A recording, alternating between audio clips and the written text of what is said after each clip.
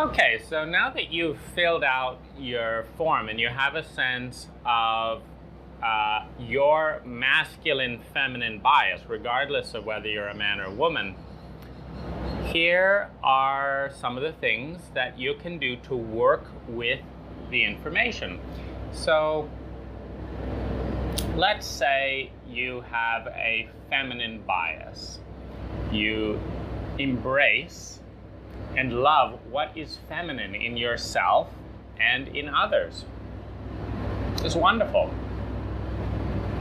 However, each polarity or each ingredient in the polarity of masculine and feminine is activated and potentiated most when it is in balance with its partner. In other words, if you love to receive as a feminine trait, you really appreciate that quality. But there's no giver. You're not giving, you're not connected to givers. You can't receive. There has to be an equal number of givers in order to receive. And so there's a couple of ways to work towards balance. So number one is to understand that balance is the highest state of potential for both. Now that balance can be achieved in a couple of ways. So if you're, love to receive, you can connect with a giver. You can also, in an internalized sense, cultivate the masculine in yourself. So, for example, I love receiving gifts. And so I take note of that. My masculine takes note of that. Feminine side of Dane loves receiving gifts. And so my masculine side takes focused masculine action to say, okay, let's be specific, masculine. Let's be detailed, masculine. Let's write it down, do something, masculine. Let's be focused, masculine.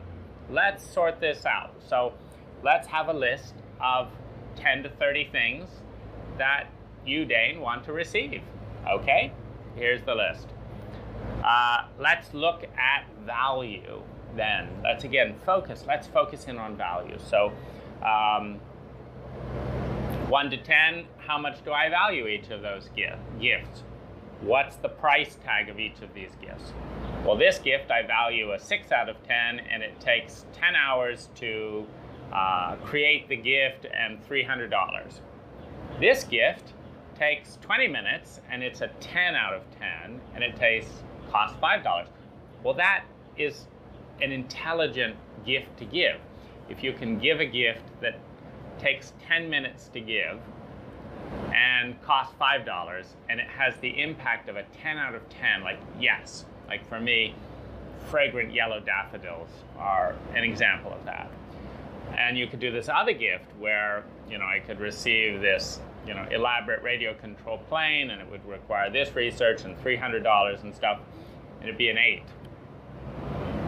There's more value in prioritizing the daffodils as a first gift or as a regular gift. And so in this way, when our bias is towards the feminine in the area of receiving, we can use and build up our own masculine to then give these gifts to ourselves. Okay, here's our list. Here's our peak value area of those 20 or 30 items. And I am going to go out, I'm going to create a system, masculine. And every week, I'm going to bring you 3 gifts. And then I'm going to enjoy receiving those gifts. So in this way, the value, the emphasis may be on the feminine. But we need to apply logic, masculine, to know that there is no receiving without giving. And in terms of creating optimal balance, one of the best forms is to create that in ourselves. And so rather than waiting for a prince in shining armor, and in the dearth of princes, having our potential for receiving be neglected, meaning we have much more potential to receive than we are receiving. How about cultivating the masculine to give those gifts to ourselves? And then when we have a sense of abundance around that, when our feminine is feeling radiant because we've given ourselves so many gifts, sharing them with others. So that's a great way to work towards it. Similarly, if we are a lecturer, we value the masculine. And so we want to teach people. We want to tell them what to do. We want to show them the right way to think. We want them to listen to us. And of course, balance is where the potential is. So we need a listener, a student, someone who shows respect for our insight, our teaching. We can, of course, find people who genuinely need that. I want to give relationship advice. Who out there has some relationship issues they'd like advice around? I'll find those people, and then the potential of flow and value is released. Again, the other thing is to do that in ourselves. For example, I love giving advice. Now, most people don't take my advice. They don't say, great idea, I need that, let me go do that immediately, which would be peak flow. My present girlfriend does do that, and so it's a peak bliss state for both of us because she's in a rapid learning stage. I love giving advice, so there's flow. You take off the chauvinism, which is the bias. The bias says, the person who's giving advice is better than, or thinks they're better than, or is arrogant. You take all that bias off. You take all the bias off of the receiver, the one who's learning is, not valuable enough, doesn't know, you take the judgments off both sides to create flow. That's how bias is created, by judgment and cultural overlay. Flow and potential is created by neutral partnering within oneself and within one other. So she loves learning, so there's great flow. But what I normally do, and what I do even when I give her advice, is I say, okay, most people have not taken my advice. They have not listened. They have not learned. But how about me listening to my own advice? And it works like this. I look over at my girlfriend and I think, you're not doing enough. I have some judgments. And then, of course, I have some advice, like, you should get up and do something, useful.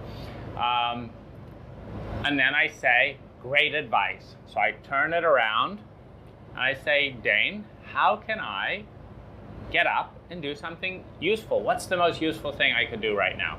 I get up and I do it.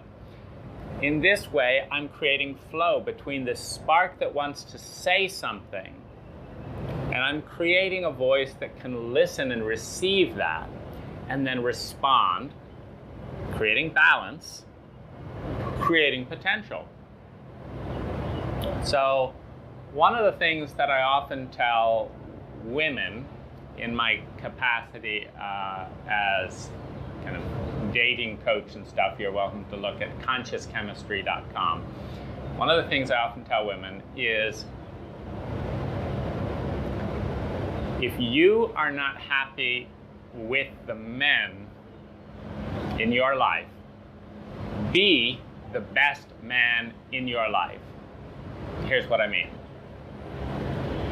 Men are cheap. They're not buying me nice things.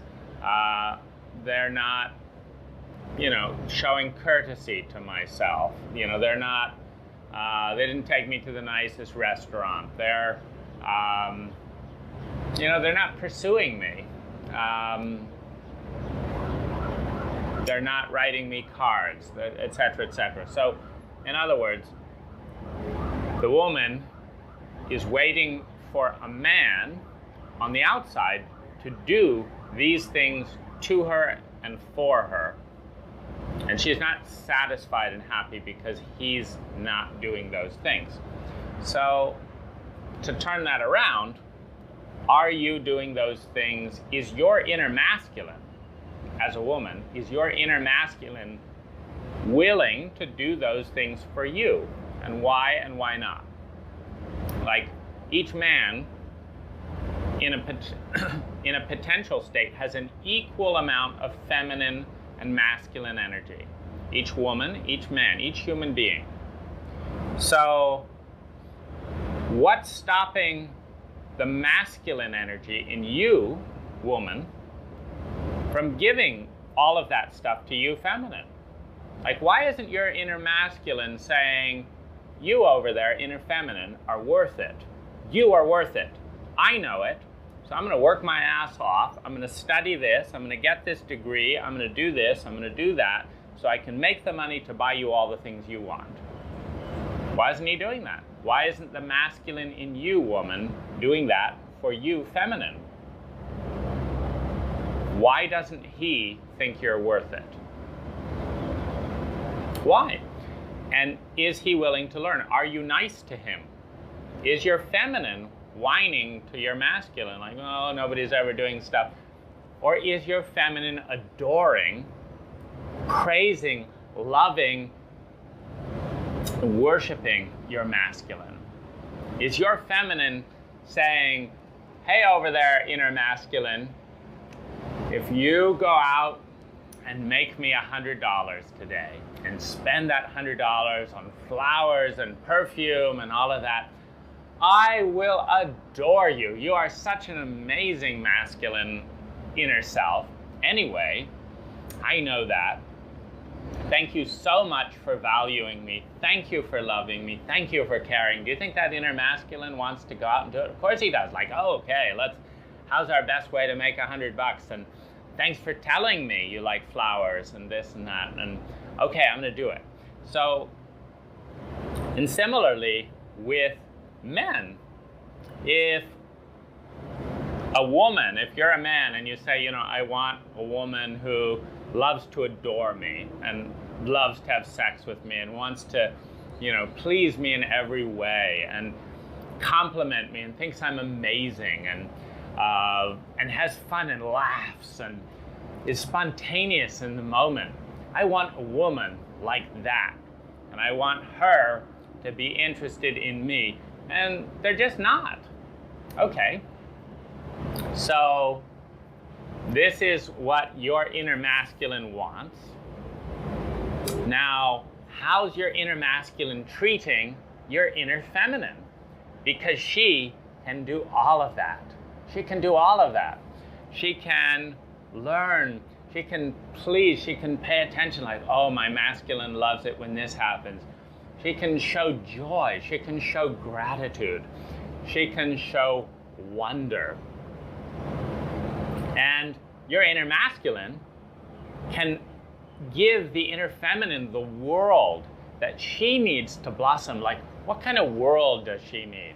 Does she need spontaneous hot chocolates in the morning, leisurely slow morning? Does she need scented baths? What does your inner feminine need? It's beautiful. It's amazing what we can do when, rather than waiting around for an external partner to be our counterpart, when we are willing to be that for ourselves. Now, usually what happens, because we set the template, we set the bar and we set the template that others respond to. So, who is a more attractive man to a woman? A man who is adoring himself in scented baths, who's having leisurely mornings with hot chocolates, who's buying beautiful flowers, who has this beautifully decorated house, who has wonder and who has gratitude for himself, i.e. the feminine, for the masculine, who's grateful, like, thank you so much, my masculine. I adore you. I love you. What can I do for you today? And a woman sees a man treating himself like that, and she goes, you know how to live it up. And I know what I have to do if I want to enter into your world. I need to adore you. I need this and that. And I know the gifts I'm going to receive from you coming into your world because I see the way you treat your feminine self. It's magnificent. And I want a man treating me that way. And so this is the way flow is created. So take your bias, understand the potential. It's all the potential is released in balance. In other words, if you've got a 30% bias, like 70% masculine, 70% more masculine questions, only 30% feminine, that means your life can be 20% better by balancing that bias, by becoming consciously more respectful, more honoring of the part you're currently devaluing. As Warren Buffett would say, the all-time contrarian investor and most successful investor of all times, you don't buy more of the overvalued stocks that everyone else is buying. You buy more of the undervalued stocks that nobody thinks is worthwhile because they haven't done the due diligence to realize their potential. Good luck.